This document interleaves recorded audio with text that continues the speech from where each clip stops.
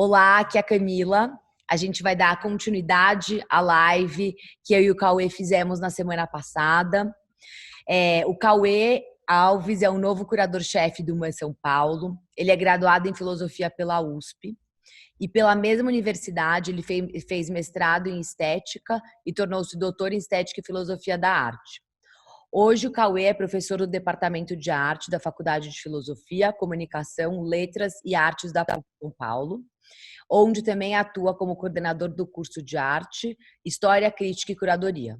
Durante 11 anos, também foi professor do Centro Universitário Belas Artes e curador do Clube de Gravura do MAN durante 10 anos. Então, a história dele com o MAN já é uma história, um namoro antigo. Então, Cauê, seja bem-vindo. Se você quiser fazer uma breve introdução sobre você aqui, para depois a gente começar nosso bate-papo. É um prazer, Camila, conversar com você. Você já me apresentou super bem. De fato, eu tenho uma relação com o MAN muito antiga, fiz uma série de trabalhos e um conhecimento um pouco do acervo, né, que é um acervo de quase 5.700 obras, e fiz uma série de exposições já com esse acervo. Além de ter feito um panorama, junto com a Cristiana Tejo, em 2011, eu fiz um panorama, a curadoria do panorama, né, que é uma exposição fundamental na grade do MAN e da nossa agenda cultural. Fiz em 2006 uma mostra grande junto com o Felipe e com o Tadeu, chamada Manaoca, que foi a maior mostra já feita até então sobre o acervo do MAN. E recentemente desenvolvi, mesmo quando eu era curador do MUBI, entre 2016 e 2020, eu tinha compromissos que eu tinha firmado com o MAN, que eu permaneci com eles e fizemos uma exposição do acervo do MAN no Museu de Arte de Fênix, no Arizona. Eu junto com a Vanessa Davidson, que é a curadora de arte latino-americana do Museu de Fênix. Depois essa exposição veio para o MAN em 2019. Então, eu tenho um trabalho com o acervo do MAN e acho que isso foi muito importante para justamente a elaboração do meu projeto para a curadoria do museu, que pouca gente tem nesse meio. Sim. E até eu acho que é importante, né? Você assumiu o cargo de curador-chefe do MAN em julho, num período super desafiador, né, que a gente está vivendo. Mas eu queria também que você contasse um pouquinho sobre o processo de seleção que foi feito na escolha do curador, que foi um processo Foi muito, bem interessante. foi muito produtivo esse processo. Foi uma comissão de conselheiros, diretores e a presidente do museu, a Mariana, que convidou, acho que inicialmente 20 curadores, que depois pediram projetos para esses curadores, depois eles reduziram o grupo para 6, depois para 4, depois tiraram um, mas pediram um planejamento estratégico para o museu como um todo. Depois ele teve uma entrevista que eu participei com esse grupo. Depois ainda pediram propostas de exposição, algo mais específico. E acho que foi muito legal assim ter participado desse processo, porque não é que escolheram porque estava ali mais fácil, né? Foi um processo pensado. Durou 6 meses, claro, teve a pandemia no meio, né? Começou em dezembro, né? E foi só em julho que foi anunciado, né? Então foi um processo, acho que inédito na história do MAN, isso é importante. O MAN elaborou um documento com diretrizes, com a sua própria história, o que se espera de um curador, quais são os papéis que o curador deve cumprir lá dentro. E acho que foi um processo muito profissional e sólido, assim, que eleva o MAN para um grau de institucionalidade que poucos museus têm nesse país. Com certeza. E me conta pra gente, nesse período desafiador, o que você já conseguiu implementar na instituição. Eu sei que é um período curto, mas o MAN expandiu o museu, né, além do seu espaço físico, ocupando a cidade, por meio do projeto MAN na Cidade. Então, conta pra gente um pouquinho sobre esse projeto. Foi um projeto muito legal, porque eu tinha colocado na minha proposta a vontade de que o MAN saia do interior do seu prédio, porque o MAN é muito maior do que o prédio que ele ocupa, e mais do que isso, além de ele está identificado com o Parque Ibirapuera, mas a ideia era levar o MAN para além do parque. Então, ao mesmo tempo que eu tinha essa demanda, internamente um conselheiro, que é o Sérgio Gordilho, que trabalha na Agência África, né, ele trouxe uma proposta, né, de uma ação em penas cegas na cidade, com obras, né, do museu que a gente deveria organizar. Ele trouxe a possibilidade de usarmos pontos de ônibus como uma ação, mas a ideia não era simplesmente fazer uma propaganda do museu, né? Não era uma ação apenas nesse sentido, mas também não era uma exposição. Então, a gente construiu juntos, né, um recorte de levar o acervo do museu no momento em que para fora do parque, né, no momento em que o parque e o museu estavam fechados, né? Então, é a vontade do museu encontrar as pessoas na rua, surpreender as pessoas. Então, e mais do que simplesmente levar uma imagem, uma reprodução, a proposta foi bacana porque tinha um QR Code que o público ia lá, fotografava e eu via Spotify, um texto sobre a obra que fazia ele refletir, fazia ele pensar. Então, a gente convidou desde MC Sofia até Gilberto Gil, convidou a Laerte Coutinho, até Arnaldo Antunes, várias personalidades do campo da cultura que doaram as suas vozes para que o público tivesse um contato com arte que não é simplesmente olhar, né, mas poder pensar a partir de um texto realizado pelo museu. Profundo, né? Também. Exatamente, mais profundo, tem uma troca, e é surpreendente os números. Muitas pessoas não só escutaram, como baixaram, várias pessoas baixaram e guardaram no próprio celular o pequeno depoimento, o que mostra que as pessoas têm interesse. E gente que não tem hábito de frequentar museu, de repente é estimulado, né? Fala, nossa, deixa eu ver essa obra ao vivo, né? Porque a ideia também não é que substituir, né? A pessoa não precisa ir no museu porque a gente vai até os pontos de olhos. Não, mas é um convite para que ela possa, no futuro, ir ao museu e ver o original das obras. É como se fosse uma porta de entrada, né, para esse lugar. E o que eu acho que também é muito bonito, porque o MAN é aquele lugar, enfim, muito importante na história da arte brasileira, na história da nossa cidade, não só de São Paulo, mas assim do Brasil. Mas que o MAN está dentro do Parque do Ibirapuera, então a gente vê também que existe muito essa troca, né, das pessoas que às vezes estão andando por ali, que entram no museu, então acontece muito esse fluxo orgânico. Então eu acho que o que eu acho super bonito, inteligente desse projeto que vocês criaram do MAN na cidade é exatamente isso, né, é a pessoa, o olhar da pessoa encontrar o inesperado ali, enquanto ela está esperando o ônibus, enquanto ela está passando na rua, e realmente poder ter um contato com a cultura. É verdade, Camila. Foi bem interessante isso. E a postura do MAN é uma postura muito aberta, né? Assim, claro, metade da sua fachada ela é aberta para o parque porque é de vidro, né? E tem o jardim de esculturas que é o acervo do museu que está ali e que fica ali, né, aberto a todo o tempo, né?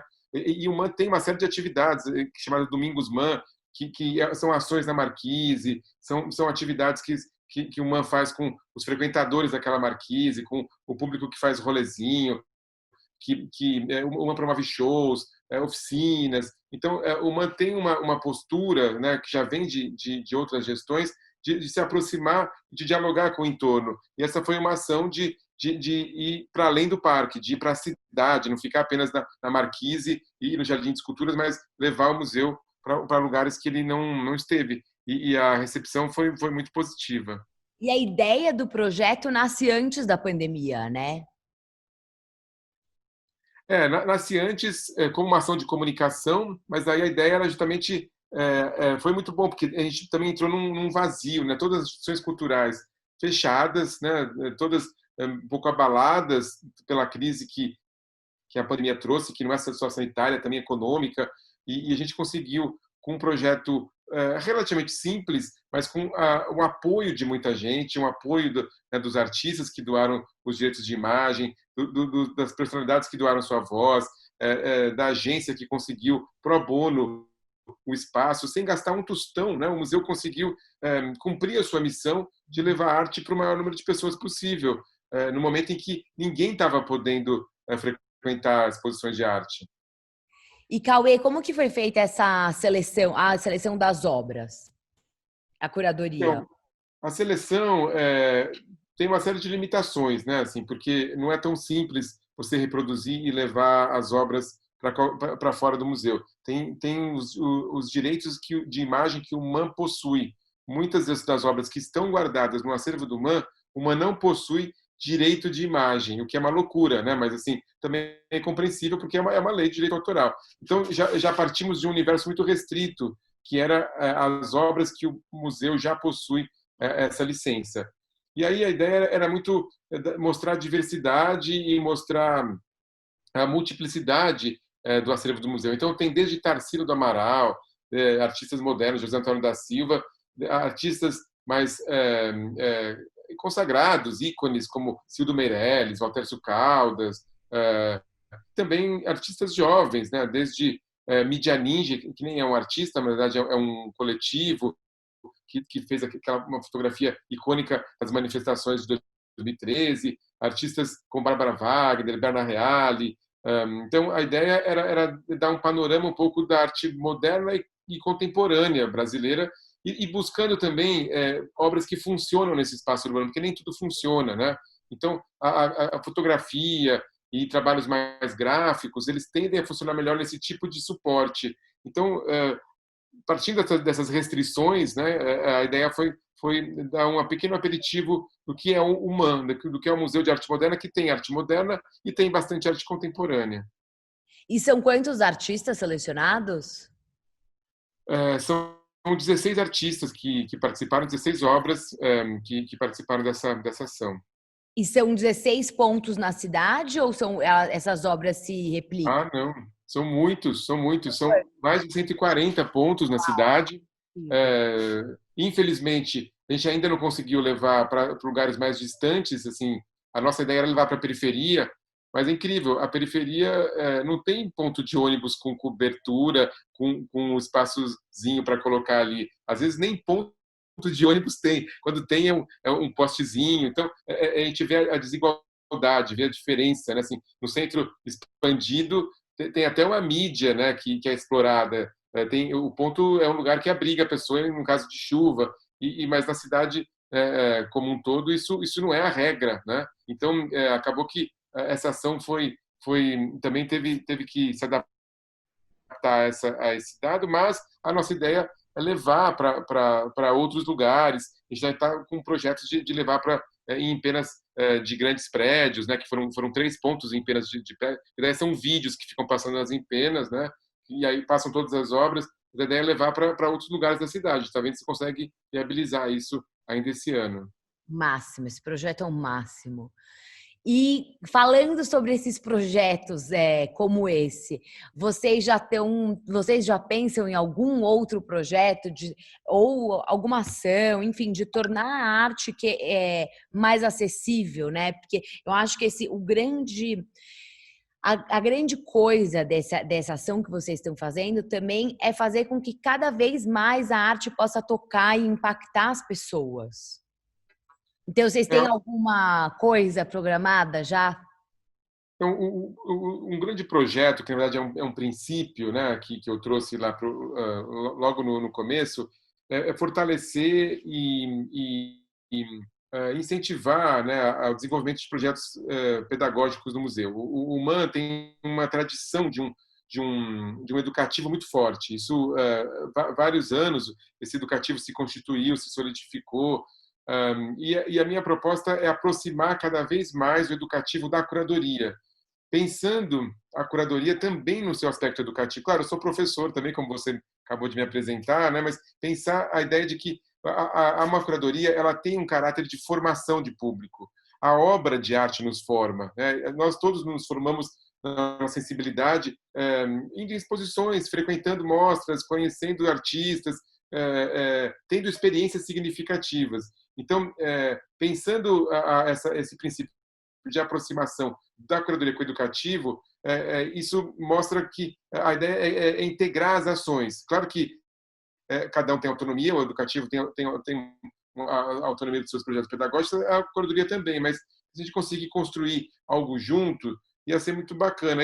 Na própria relação que eu tive com o MAN, a gente já fez isso num panorama mesmo, que a Cristiane Tejo e eu fizemos no MAN, tinha esse lado de trazer artistas que trabalhem nessa interface com a questão pedagógica. O Jorge Mena Barreto, por exemplo, o Bruno Faria, são artistas que fizeram projetos que têm um dado de formação, que chamava o Café Educativo, no caso do Jorge, o audioguia do Bruno Faria, que era justamente tentar abrir um lugar para o artista atuar no interior do educativo. E isso é um lugar de ampliação, né, das vozes e valorização do educativo, que não no MAM, mas em outros lugares, geralmente é uma área que não é tão valorizada na instituição. O educativo chega depois do processo já pronto. Depois que a exposição está pronta, a gente vai explicar para o educativo o que é a exposição. Não, o educativo tem que integrar um pouco o processo de construção das exposições. Isso ele tem muito a colaborar, e os curadores tendem a ganhar com isso. Então, essa é uma visão que acho que é fundamental para o museu. Com certeza, essa cocriação, né? Essa construção juntos. E, bom, o museu está fechado agora, né? Mas qual que vai ser a programação para o espaço físico quando ele for reaberto? Então, o museu está fechado, mas a gente está aberto, né? O educativo mesmo tem feito visitas com escolas, com grupos, a partir de celulares, assim, agendadas, né? O Jardim de Esculturas do museu, como eu disse, ele está aberto. E estão sendo feitas visitas agendadas, assim, as escolas, público espontâneo pode se inscrever ali no próprio site do MAM e participar de uma visita dessa. Mas, assim, a gente Quantas espera que... visitas acontecem? São visitas semanais?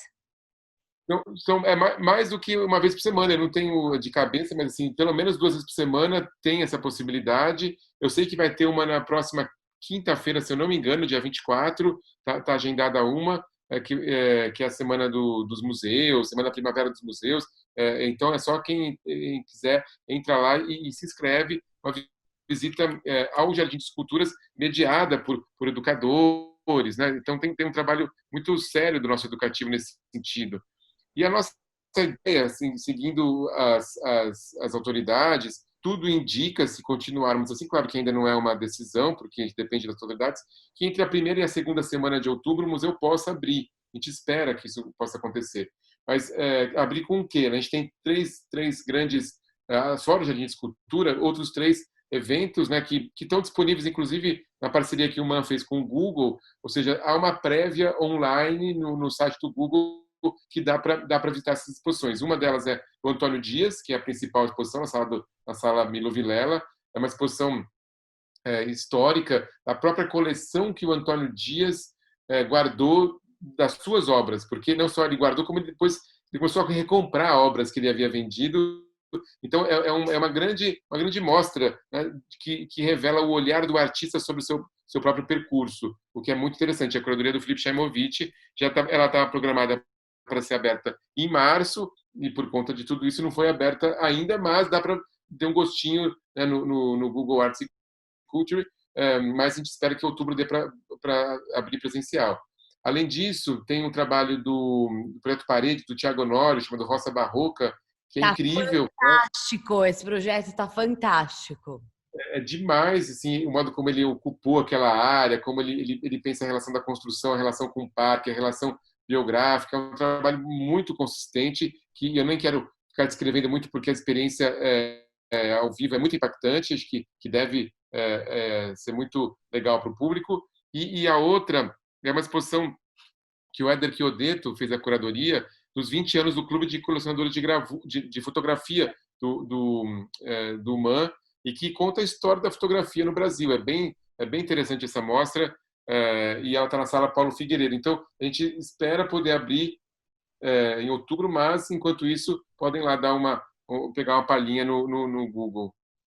É bom isso, eu sempre falo, né? Essa história da pandemia e o acesso que os museus e enfim, as galerias mesmo, os artistas têm dado para o público é muito importante, né? Porque também é um lugar que a gente consegue se aprofundar muito ali nos trabalhos dos artistas, na proposta de curadoria.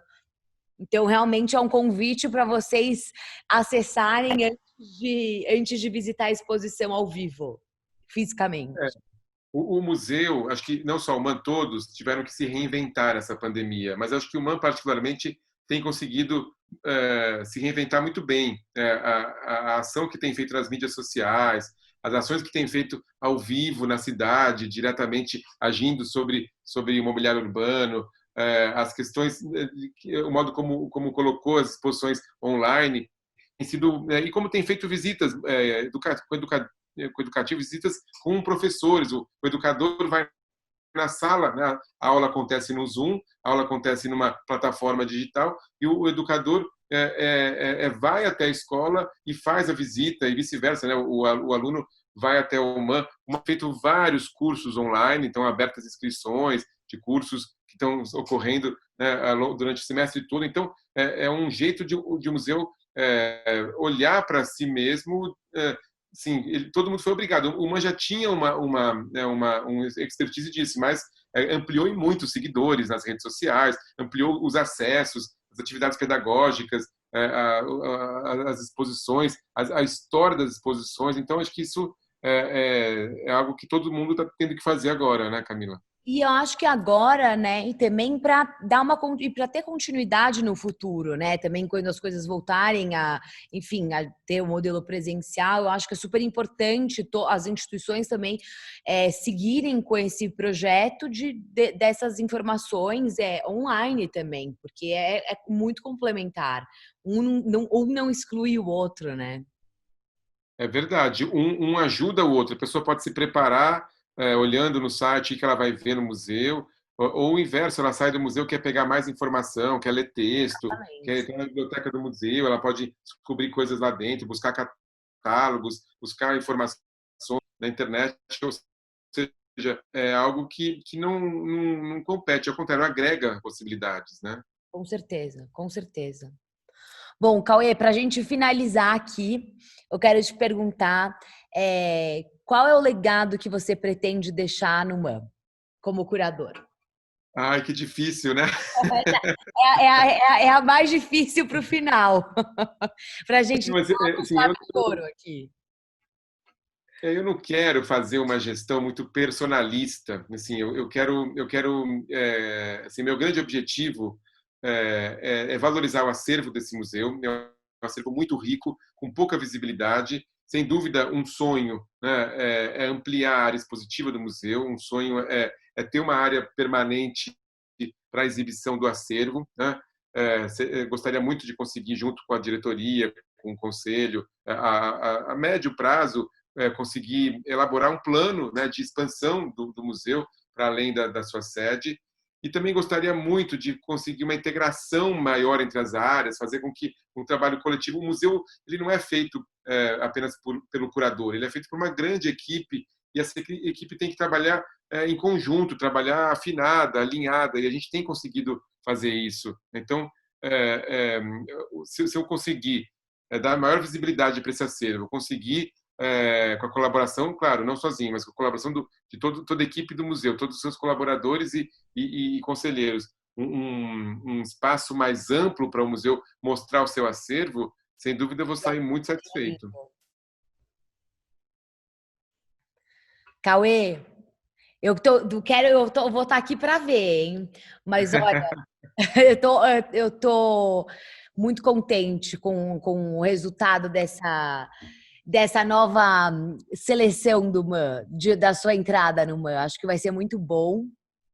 Acho que estamos todos animados para o futuro, para o presente, para ver as novidades que vão vir por aí. Eu te E eu estou muito contente de conversar com você, desse projeto Cura, que também vocês estão prevendo uma abertura ainda esse ano, talvez, né? De apresento abrir a Caixa de Pandora. que é com a Regina Silveira, que a última versão que você fez foi com a Regina Silveira, Com a né? Regina Silveira. Vamos torcer para que dê para abrir. Provavelmente, quando vocês abrirem, a gente também vai abrir. É isso mesmo, acho que a gente tem que entrar em conjunto. As instituições culturais todas, elas têm que abrir em conjunto. Não é que uma vai abrir antes da outra. A gente conseguir se organizar como meio, isso tem ocorrido, né? Protocolos em comum, reuniões da Secretaria de Cultura, que justamente fazer com que todos entrem de modo firme, porque acho que a cultura é um elemento fundamental para a nossa vida. A gente não pode simplesmente abrir mão disso, né? Claro, com toda a segurança, com todos seguindo os protocolos, com todas as indicações que os médicos e autoridades sanitárias nos dão, acredito que a gente possa, se continuar nesse ritmo, né, de queda, né, dos casos de Covid, a gente possa abrir ainda esse ano. Sim, estamos na torcida aqui. Que a cultura é essencial, eu acho que até para expandir a nossa visão de mundo, né? Não do mundo externo, mas até do nosso mundo interno também. É verdade, Camila. E tem um pouco disso, né, de que parece que a arte, às vezes, ela é o supérfluo, que ela é uma coisa, né? E ao contrário, ela é aquilo que nos sensibiliza, aquilo que nos permite uma relação com o mundo mais direta. E talvez muita dessa brutalidade, desses discursos de ódio que a gente escuta por aí, tem a ver com a falta de sensibilidade. E esperamos que a arte possa contribuir para que as pessoas sejam mais sensíveis. Concordo, concordo 100% com você. Cauê, muito obrigada. Espero que a gente possa se ver em breve pessoalmente. Um beijo para você, Camila. Beijo. Obrigadão. Obrigada.